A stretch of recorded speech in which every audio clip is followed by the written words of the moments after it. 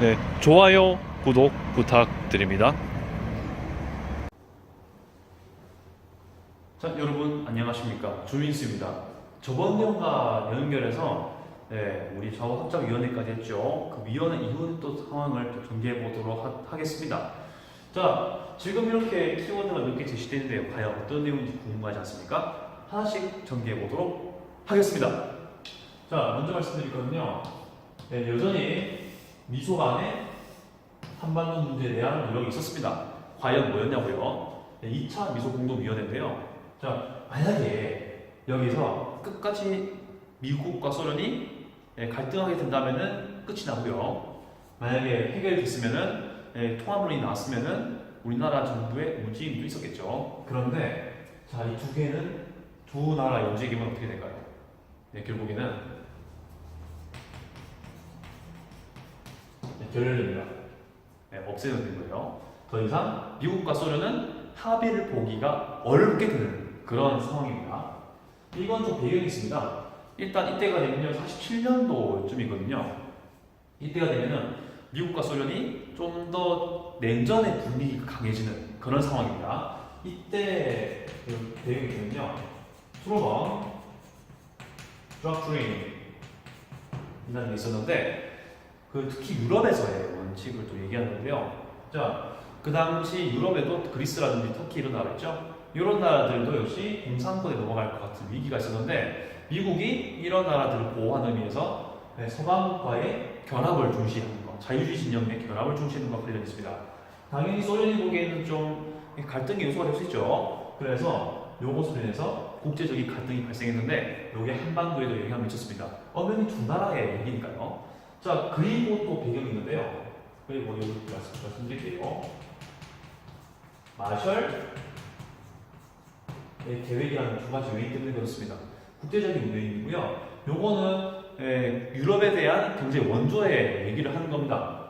그래서 그 유럽에 있는 경제가 살아나야지 미국은 무역 상대국이 생길 수 있으니까요. 이런 것들을 감안했다는 겁니다.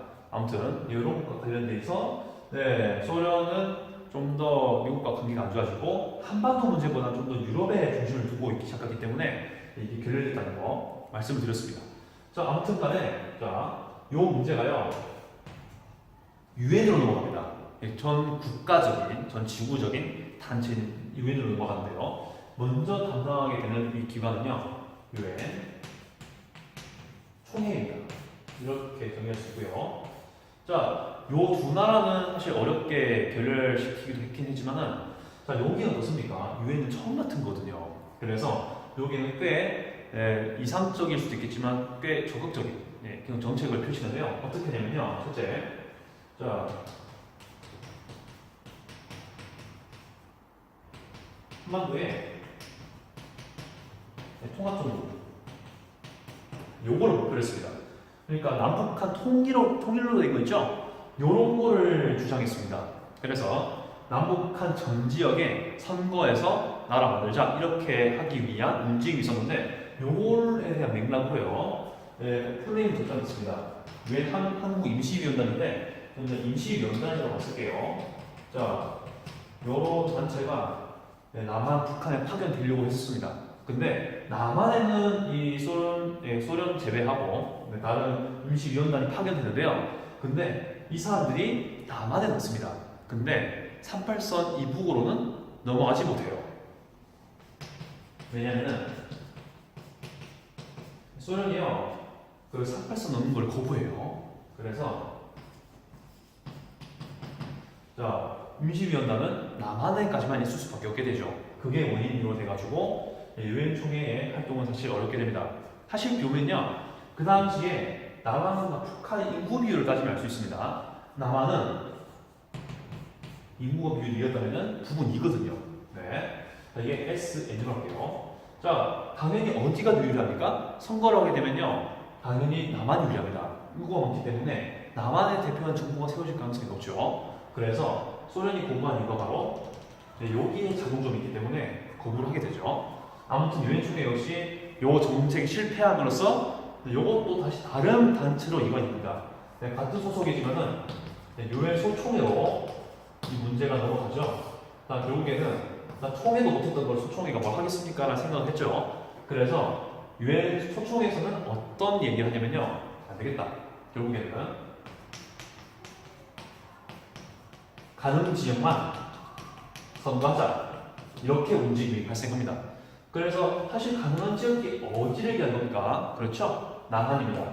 왜냐하면 소련이 지금 거부하고 있으니까 가능한 지역은 남한이죠. 하지만 남한이 선거는 했지만은 그 국회의원 선거거든요. 이게 총선입니다. 여기 총선 나와있죠. 국회의원 선거인데요. 여기에 북한이 나중에 들어올 자리를 좀 남겨놨긴 했습니다. 하지만은 여기서는 아직 해당되지 않으니까요. 말씀을 드리는 거고요. 자, 아무튼 간에 유엔 소총회의 원칙에 따라 가능한 지역만 선거가 이루어지는데 그것이 바로 50총선거죠. 자, 이렇게 우리나라 최초의 선거, 정치적 선거가 이루어지는 사건이 되겠습니다. 자, 그렇게 해서 그 국회가 만들어집니다. 먼저 대통령 선출되기 전에요. 국회를 먼저 만들고 그 다음에 국회에서 대통령을 선출하거든요. 네, 그리고요. 그것과 동시에 또 7월이 되면요.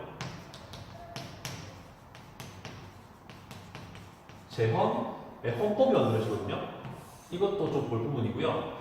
자, 요것에 의하면은 과연 우리 정치 체계는 어떻게 이루어져야 될까 그런 것인데요. 특히 대통령이 하는 걸 좀 지켜보겠습니다. 자, 이 당시에는요, 5년, 지금은 5년 단임제죠. 네, 이렇게 알고 계실 겁니다.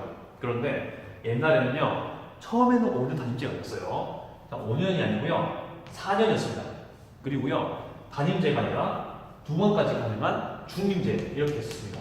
이렇게 해서 처음에는 4년 중임제로 실시했다는 것을 기억하실 필요가 있을 것 같고요. 결론적으로 자, 일단은 간접적인 거거든요. 간선제입니다.